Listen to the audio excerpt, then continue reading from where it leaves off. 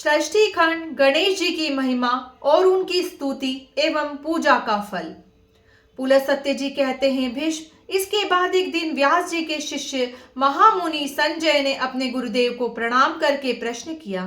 संजय ने पूछा, गुरुदेव, आप मुझे देवताओं के पूजन का सुनिश्चित क्रम बतलाइए। प्रतिदिन की पूजा में सबसे पहले किसका पूजन करना चाहिए?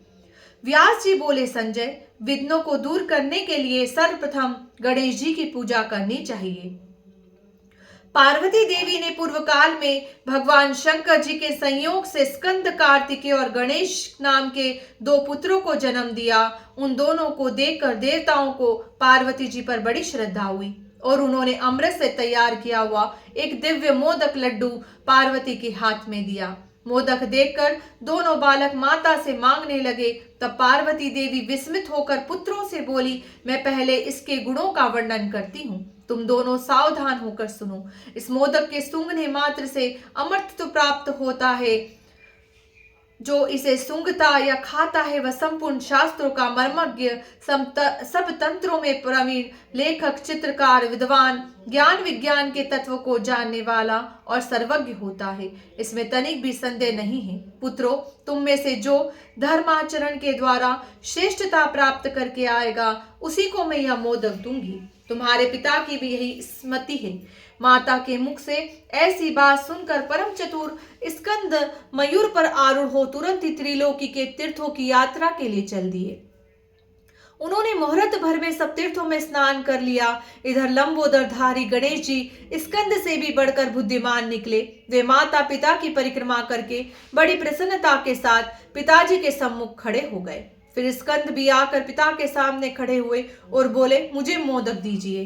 तब पार्वती जी ने दोनों पुत्रों की ओर देखकर कहा, समस्त तीर्थों में किया हुआ स्नान, संपूर्ण देवताओं को किया हुआ नमस्कार, सब यज्ञों का अनुष्ठान तथा सब प्रकार के व्रत, मंत्र, योग और संयम का पालन, ये सभी साधन माता पिता के पूजन के 16वें अंश के बराबर भी नहीं हो सकते। इसलिए यह गणेश सैकड़ों पुत्रों और सैकड़ों गणों से भी बढ़कर है। अतः देवताओं का बनाया हुआ यह मोदक मैं गणेश जी को अर्पण करती हूँ। माता पिता की भक्ति के कारण ही इसकी प्रत्येक यज्ञ में सबसे पहले पूजा होगी। महादेव जी बोले, इस गणेश के ही अग्र पूजन से संपूर्ण देवता प्रसन्न हूँ। व्यास जी कहते हैं, अतः द्विज को उचित है कि वह सब यज्ञों में पहले गणेश जी की पूजन करे। ऐसा करने से उन यज्ञों का फल कोटि कोटि गुना अधिक होगा। संपूर्ण देवी देवताओं का कथन भी यही है।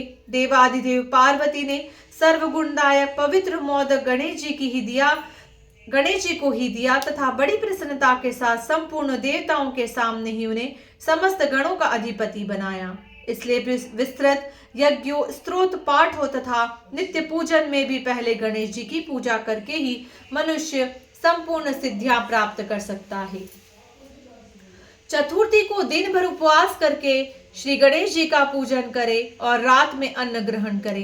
गणेश जी की स्तुति इस प्रकार करनी चाहिए, श्री गणेश जी, आपको नमस्कार है। आप संपूर्ण विघ्नों की शांति करने वाले हैं। आपको आनंद प्रदान करने वाले परम बुद्धिमान प्रभु, भवसागर से मेरा उद्धार कीजिए। आप भगवान शंकर को आनंदित करने वाले हैं। अपना ध्यान करने वाले को ज्ञान और विज्ञान प्रदान करते हैं। विघ्नराज, आप संपूर्ण दैत्यों के एकमात्र सहारक है। आपको नमस्कार है। आप सबको प्रसन्नता और लक्ष्मी देने वाले हैं। संपूर्ण यज्ञों के एकमात्र रक्षक तथा सब प्रकार के मनोरथों को पूर्ण करने वाले हैं। गणपते, मैं प्रेम पूर्वक आपको प्रणाम करता हूँ। जो मनुष्य उपयुक्त भाव के मंत्रों से गणेश जी का पूजन करता है तो सब पापों से मुक्त होकर स्वर्ग लोक में प्रतिष्ठित होता है। अब मैं गणेश जी के 12 नामों का कल्याण में स्रोत सुनाता हूँ। उनके 12 नाम ये हैं, गणपति, विघ्नराज, लंबतुंड, गजानन, द्विमातुर, हैरम, एकदंत, गणाधिप, विनायक, चारुकर्ण, पशुपाल और भ्वात्मज।